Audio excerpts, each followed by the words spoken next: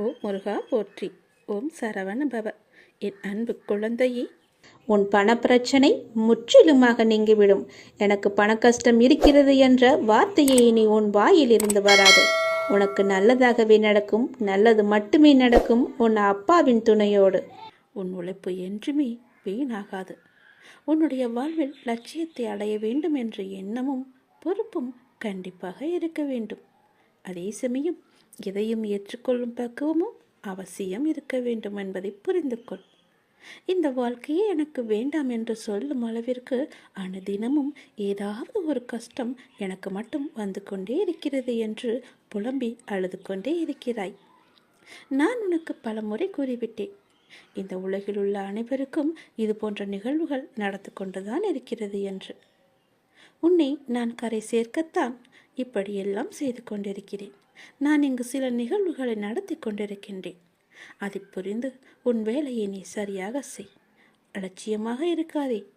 உன்னிடம் முன்னேற வேண்டும் என்ற எண்ணமாகத்தான் இதுவரை உன்னிடம் இருக்கிறது. அதை நீ செயலில் செய்யாமல் இருக்கின்றாய். எண்ணம் மட்டும் இருந்தால் போதுமா? அதை நீ செயலில் காட்ட வேண்டாமா? அதற்காக சார், நீ முயற்சி செய். நிச்சயம் வெற்றி கிடைக்கும். பயப்படாதே, குழம்பாதே. நடக்குமா, நமக்கெல்லாம் வெற்றி கிடைக்குமா என்ற எண்ணத்தை உனக்குள்ளே நீ கொண்டு வராதே. எல்லாம் உன் வசம் வரும் காலத்தை நீ நெருங்கிவிட்டாய். இந்த நேரத்தில் உன் மனதில் வேறு எந்த விதமான அலட்சியமான எண்ணங்களுக்கும் நீ இடம் கொடுக்காதே. உன்னை நான் வாழ்வில் உயர்த்தி நடத்தத்தான் இங்கு உனக்கான நேரத்தை தர போராடி கொண்டிருக்கின்றேன். நீ பொறுப்பாளியாக இருக்க வேண்டும். என் பிள்ளை பொறுப்பாளியாக இருந்து அவரவர் வாழ்க்கையில் இருக்க வேண்டும் என்பதை தான் உன்னுடைய எண்ணம் உனக்கு சொல்லிக்கொண்டே இருக்கின்றது. உன் அலட்சிய போக்கி தூக்கி வெளியேறி உன் வாழ்க்கையில் நிச்சயம் வெற்றி பெறுவாய். யாரையும் உடலாலும் மனதாலும் காயப்படுத்த வேண்டாம்.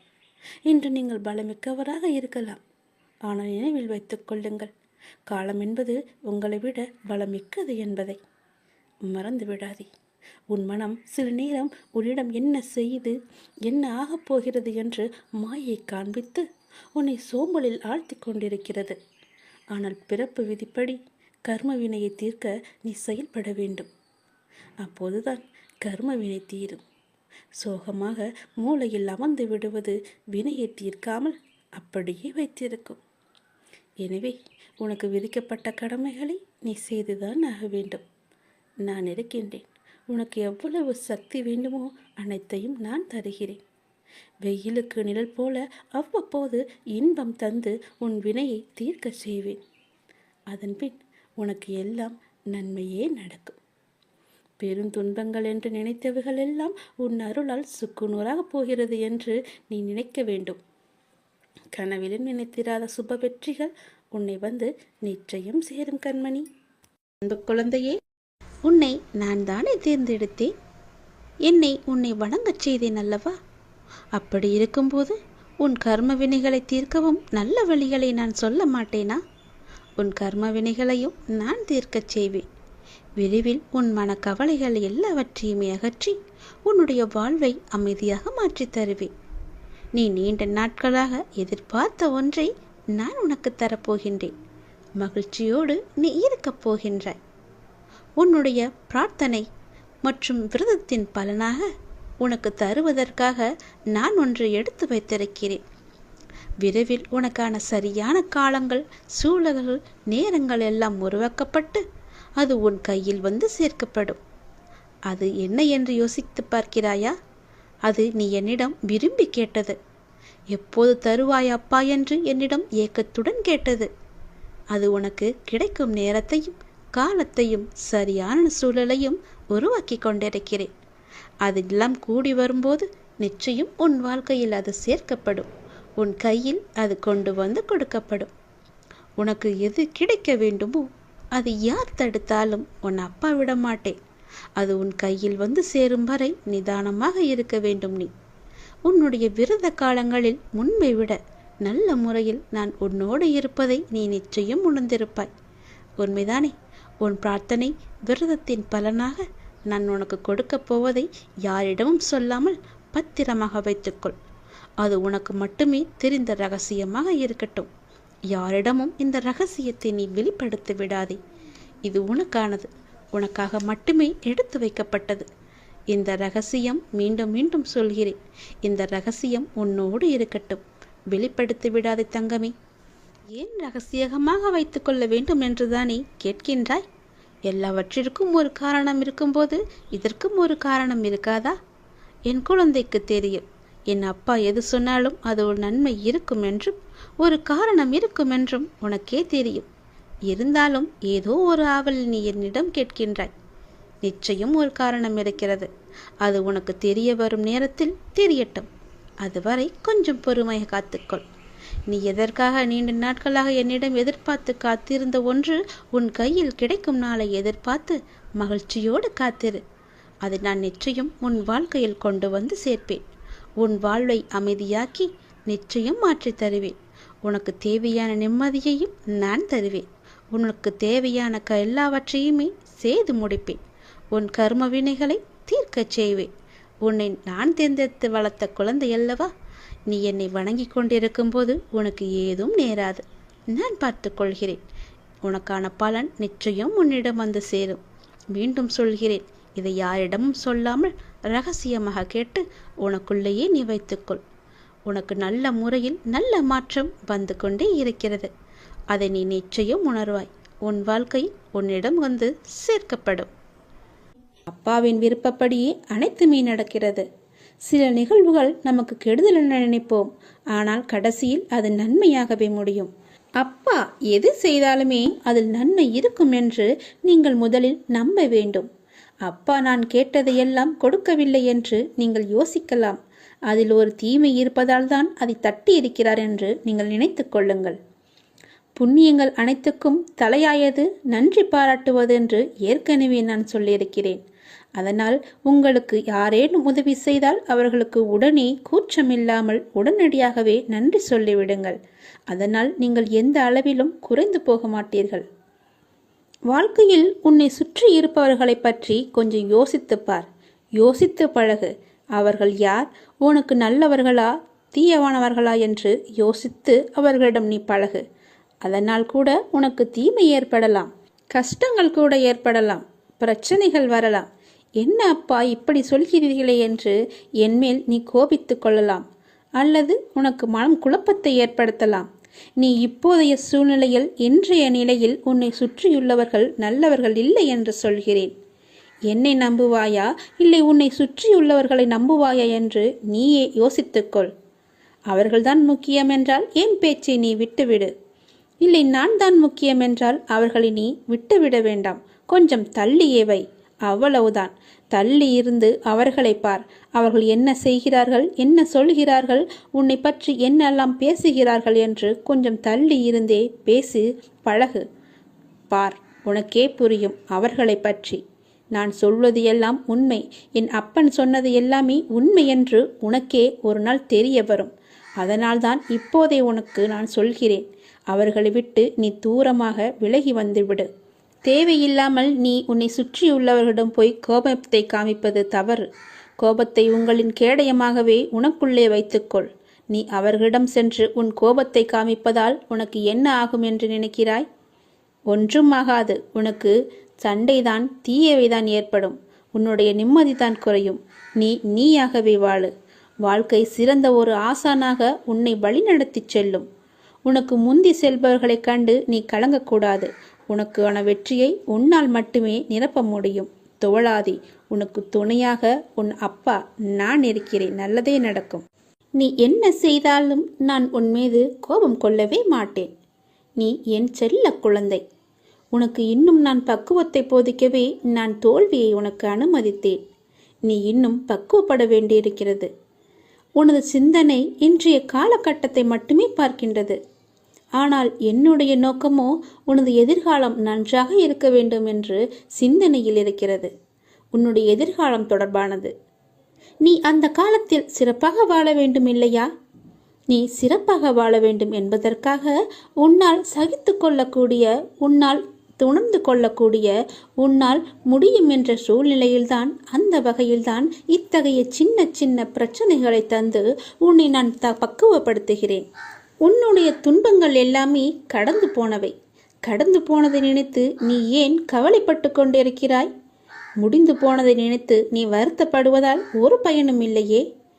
ஏன் இப்படி கடந்ததையும் இழந்ததையும் நினைத்து வருந்தி கொண்டிருக்கிறாய்? நீ கவலையப்படாதே. உனக்கு துணையாகவே நான் இருப்பேன். உன்னுடைய கஷ்ட காலங்கள் எல்லாமே முடிந்து விட்டது. நீ இழந்த அனைத்துமே உன்னிடம் திரும்ப வந்தடையும் நேரமும் வந்துவிட்டது. பிறகு எதற்காக தேவையில்லாமல் நீ கவலைப்பட்டு உன்னை நீயே வருத்தி கொண்டிருக்கிறாய்? எல்லாமே சரியாகிவிடும்.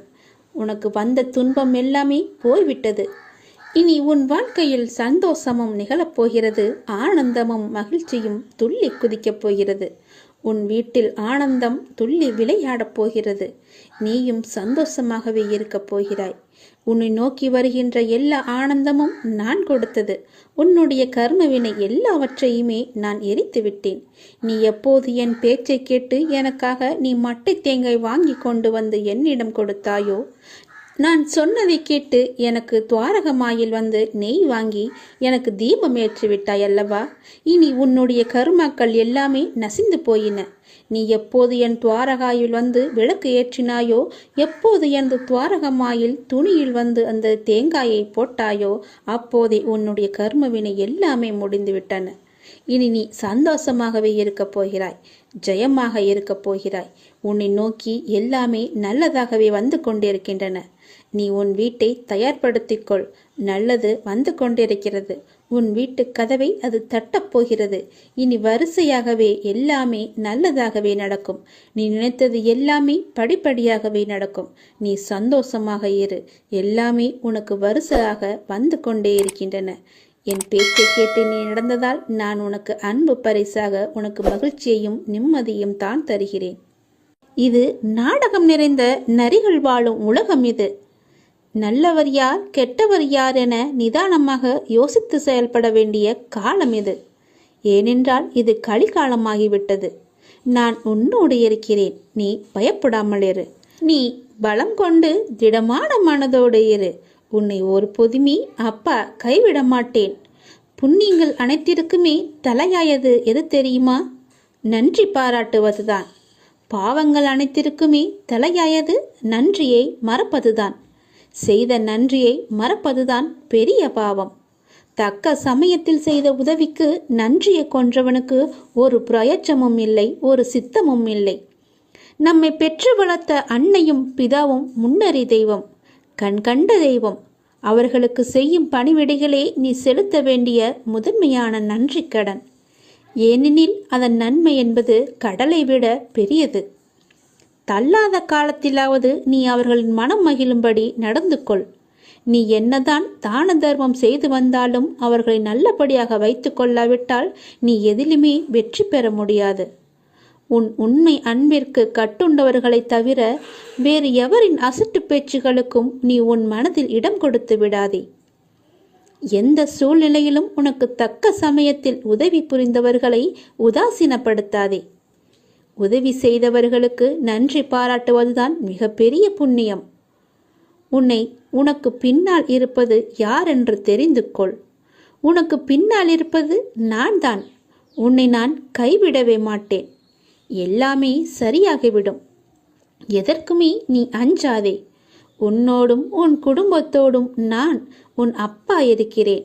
எதற்குமே கலங்காதே. உன்னை நான் அல்லவா எப்போதுமே பார்த்து கொண்டிருக்கிறேன். அதனால் என்றுமே உனக்கு நன்மையை மட்டும்தான் தெரிவேன். நன்மை மட்டும்தான் உன் கண்ணுக்கு புலப்படியும் நான் செய்வேன். உன்னுடைய பாரங்களை எல்லாமே எனது பாதத்தில் நீ சமர்ப்பித்து விட்டாய். நீ எதற்காகவும் இனிமேல் கலங்கக்கூடாது. எப்போது உனது பாரங்களை எனது காலடியில் நீ விட்டாயோ அந்த நொடி முதலே உன்னுடைய கர்ம வினைகளை அகற்றி உனக்கு நல்லது நடக்க நான் ஆயத்தமாகிவிட்டேன். இப்பொழுது என்னுடைய தவக்காலம் முடிந்தது. உனக்கு நல்லதை நடக்க செய்யப் போகிறேன். இப்போது உனக்கு நல்லது நடக்குவதற்காக நான் கண்கொண்டு திறந்து பார்த்திருக்கிறேன் உன்னை. என்னுடைய தவக்காலமே உனக்காக மட்டும்தான். எல்லாமே உனக்கு கைகூடி வரப்போகிறது. நீ துயரத்திலிருந்து நிச்சயமாகவே விடுபட போகிறாய். பல ஆனந்தத்தை நான் உனக்கு அள்ளித்தரப்போகிறேன். காத்திரு. மெல்ல மெல்ல உனது துன்பங்கள் எல்லாமே முடிவுக்கு வரும். உனக்கு கஷ்டத்திலிருந்தும் நோயிலிருந்தும் விடுதலை கிடைக்கும்படி நான் செய்வேன். உன்னுடைய கடன் பிரச்சனை எல்லாமே தீரப்போகிறது. நீ எதிர்பார்த்தபடியே உனக்கு பண வரவு இறக்கப் போகிறது. நீ வேண்டியபடியே, நீ கேட்டபடியே அந்த பணத்தை நான் உனக்கு தரப்போகிறேன். நீ இப்போது பணம் இல்லாமல் தவித்து கொண்டிருக்கிறாய். உன் பண பிரச்சனையை தீர்ப்பதற்காகத்தான் நான் ஒருவரை அனுப்பியிருக்கிறேன். அவர் மூலம்தான் உனக்கு பணம் கிடைக்கப் போகிறது. யாரென்று அடையாளம் அறிந்து கொள், தெரிந்து கொள். வருவது நானாக கூட இருக்கலாம். இன்றைய காலகட்டத்தில், இந்த நிலையில், இன்றைய சூழலில் உனக்கு பணம் பெரிய ஒரு கஷ்டமாகவே இருக்கிறது. அந்த பண பிரச்சனை எல்லாமே தீரும் வகையில் நான் உனக்கு ஒரு வழியை ஏற்படுத்தியிருக்கிறேன். அந்த வழி சிறப்பானதாக இருக்கும். அதிலிருந்தே உன்னுடைய பண கஷ்டங்கள் எல்லாமே தீர்ந்துவிடும். அதிலிருந்துதான் உனக்கு நிரந்தர வருமானமும் கிடைக்கும். நீ கவலைப்படாதே. உன் பண பிரச்சனையை தீர்ப்பது என்னுடைய பொறுப்பு. நான் இன்றுதான் ஒருவரிடம் பணம் கொடுத்து அனுப்பியிருக்கிறேன். விரைவில் அவர் உன்னை தேடி வருவார். யாரென்று அறிந்து கொண்டு அந்த பணத்தை நீ வாங்கிக்கொள். நீயாக சென்றாலும் சரி, இல்லை அவராகவே வந்தாலும் சரி, கொடுப்பது நான் தான். உன் பண பிரச்சனை அதிலிருந்துதான் தீரப்போகிறது. நீ எப்போது அந்த பணத்தை வாங்குகிறாயோ அன்று முதலே என்னுடைய ஆசீர்வாதம் மூலம் உனக்கு பணம் கிடைத்து கொண்டே இருக்கும். உன்னுடைய கருமாக்கள் எல்லாமே நீங்க பெற்று உன்னுடைய கடன் பிரச்சனைகள் எல்லாமே தீர்ந்து பணமழையில் நீ நனையப் போகிறாய். உன்னுடைய கடன் பிரச்சனை, தீராத கஷ்டம் எல்லாமே நிவர்த்தியாய்விடும். கடன் நிற்கிறதே என்று கவலைப்படாதே. இனி உன் வாயிலிருந்து பணம் இல்லை என்ற சொல்லும் வரக்கூடாது. ஏனென்றால் பண பிரச்சனையை தீர்க்கத்தான் நான் ஒருவரை அனுப்பியிருக்கிறேன். நானும் வருவேன். எதிர்பார்த்து காத்திரு. நீ என்னை நோக்கி வர வேண்டும் என்றால் நீ நான் சொல்வதை போல செய்துவிடு. உனக்கு எல்லாமே நல்லதாகவே நடக்கும். உன்னுடைய தொழில், நீ இப்போது பார்த்து கொண்டிருக்கும் வேலை உனக்கு சிறப்பானதாக மாறி பல மடங்கு உத்தியோகத்தில் பதவி உயர்வு பெற்று கூடுதல் வருமானமும் கிடைக்கும்படி செய்கிறேன். செய்து கொண்டேன், செய்தும் விட்டேன். அது விரைவிலேயே உன் கையில் கிடைக்கும். நான் சொன்னது போலவே அந்த தை மாதத்திற்குள்ளே உனக்கு கிடைத்துவிடும். தை 1ஆம் தேதிக்குள் அதற்கான நல்ல செய்தியும் உன் காதுகளில் விழும்.